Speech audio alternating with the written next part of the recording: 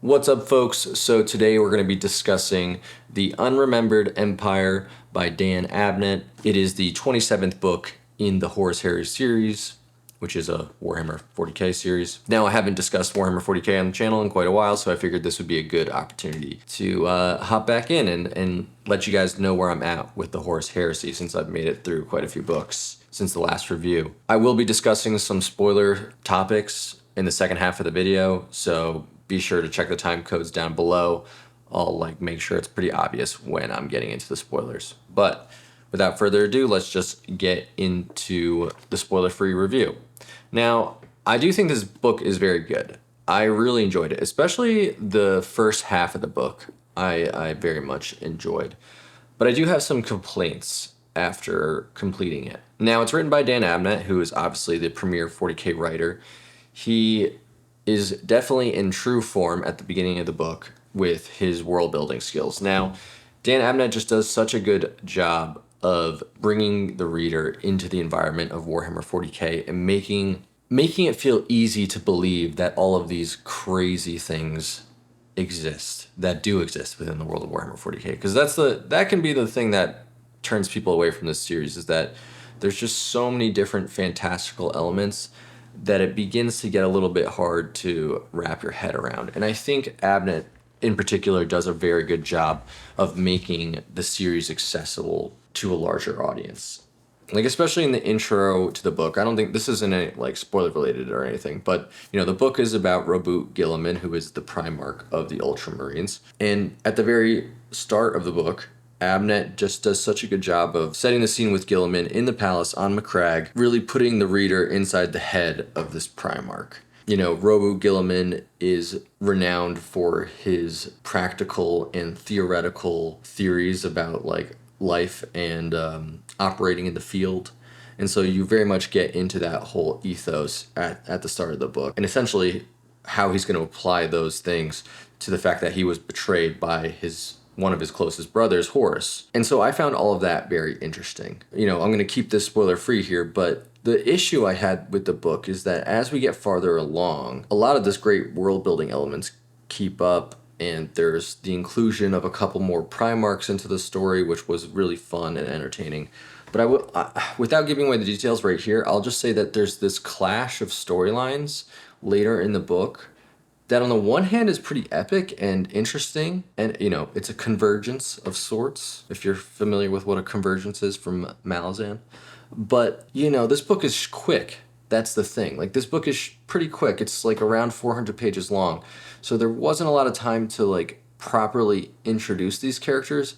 In a lot of ways, they were just kind of thrown in. And in one case, there's literally a very epic, powerful character that's just kind of deployed into the book with just no real good explanation of how this, comes to be. And so I found that the ending of the book was very good, and scratch that.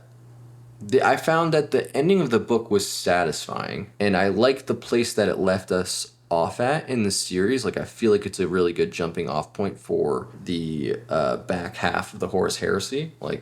Okay, this giant betrayal has happened. The Loyalist legions have kind of been on the back foot the entire time, reacting to Horus and the traitor legions. And kind of after this book, you feel okay, the Loyalist legions have regrouped and they're in a good place to move forward into the rest of the series.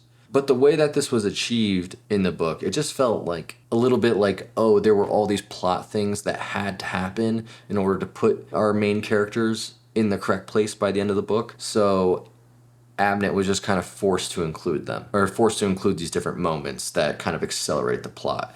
Now, I'm just not sure. It's so difficult with a series like this where there's so many authors writing it all at once and maintaining a cohesive story throughout all of these different books. 54 different books must be an incredible feat within itself. So the fact that it exists is pretty nuts to begin with. But I have a feeling that that has something to do with the fact that these events feel rushed. I mean, obviously, you can't just let the writers get away scot-free without any blame, but I'm sure Abnett understands that some of the elements in this book could have been included in a more graceful manner, but I guess given the constraints of this series and how long this book is, I'm sure there was I guess what I'm trying to say is that I'm sure Dan Abnett is working within a lot of constraints when it comes to a book like this. And so I think considering that, the book is very good. But it did leave me feeling a little bit confused and unsatisfied. So yeah, in conclusion, I enjoyed this book. It was a good read, especially the first half of the book, in my opinion, was very good. My initial rating when I finished the book, like when I completed the book, I gave it a 4 out of 5. Now, after sitting on it for a little bit longer and thinking about it a little bit more, I'm almost leaning towards a 3 out of 5. It feels a little bit critical, but I think I have to lean towards the 3 out of a 5, given the way that this book ends. Yeah, I think, and just some final thoughts about the Horus Heresy as a whole. The overall lore of this series is so good, and there are many really good 40K books out there. It just feels like it's hard to find really great Horus Heresy books, I will say. I think that's a fair way to conclude my spoiler-free thoughts. So let's just jump into a couple individual spoiler moments that I actually did really enjoy. I think one of the things I most enjoyed about this book was the relationship between Lionel Johnson, the Primarch of the Dark Angels, and Guilliman. Both of these Primarchs are very competitive with one another, and you can even see the way that Guilliman discusses Lionel Johnson when he learns that he's going to be arriving at 𝒂𝒊𝒏𝒂𝒐 soon. Clearly, there's a bit of contempt in his opinions of the Lion, and vice versa. I think the same applies for Johnson's thoughts of Guilliman. Like, there's mutual respect, but also mutual contempt to a certain degree. They know they're competing with one another. But that's why it makes it so interesting when the two of them finally come together and try to come to a place where they can trust one another given their current circumstances. And honestly, this is something I wish we had just spent more of the book, just the two of them, versus, I guess we're in the spoiler section, so I can reveal this, but Konrad Curze shows up later in the book as an enemy, right? He's causing chaos on 𝒂𝒊𝒏, and you kind of have Guilliman and Johnson versus Konrad at a certain point in time. And I kind of wish it had just stayed with the three of them. Like the two good Primarchs versus Curze as the force of chaos. I think that could have, if we had just focused on that bit of conflict, the story would have felt a little bit more succinct given the length of the book.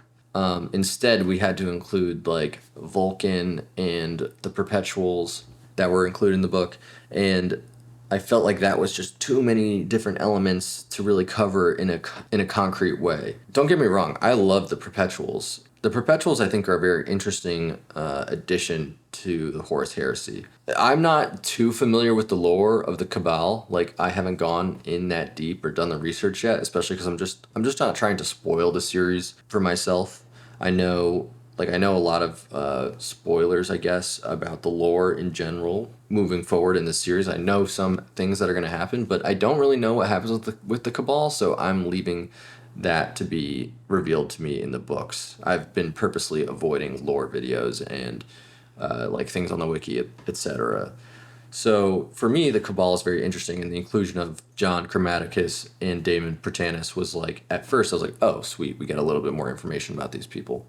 But overall, their plot didn't like, the only thing it revealed to me really is that John Grammaticus is no longer totally sure about his allegiance with the Cabal. He has doubts now. That's basically what was revealed to us in this book. It's almost like it could have been a separate novella or something alongside, somewhere either before or after this book. So yeah, back to the main point. I just think it would have been interesting to have more time spent with Guilliman and Johnson paired up together to try and track down Curze. The one other scene that I really enjoyed was this sneak attack that the Alpha Legion carries out at the beginning of the book. They sneak in a bunch of Alpha Legion Space Marines who are pretending to be Ultramarines and kind of ambush Guilliman when he's unarmed. And I thought this led to one of the more interesting combat scenes in the book. Just the way that Dan Abnett was writing it from Guilliman's perspective, it just brought me into the moment 100%. Yeah, I think that might have been my favorite action sequence in the book, if I'm now that I'm thinking about it. It was just written very well, and especially since Guilliman was taken off guard, it led to a very, gripping sequence where Guilliman was clearly very vulnerable, where he doesn't have any armor, he doesn't have any weapons, and he has to just try to overcome 5 Space Marines by himself with no preparation at all. It was good. It was good, action-packed writing, I will say.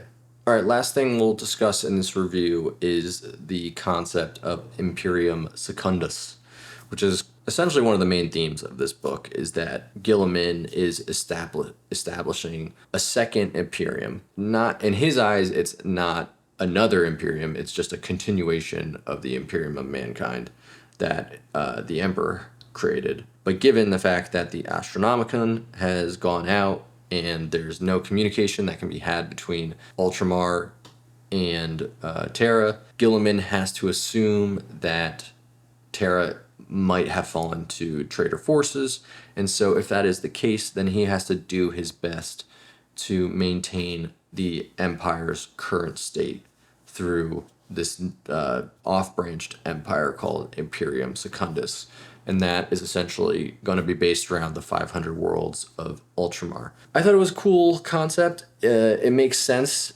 why Guilliman would do such a thing, but it also makes sense why the other Primarchs would look at something like this and be like, a second empire?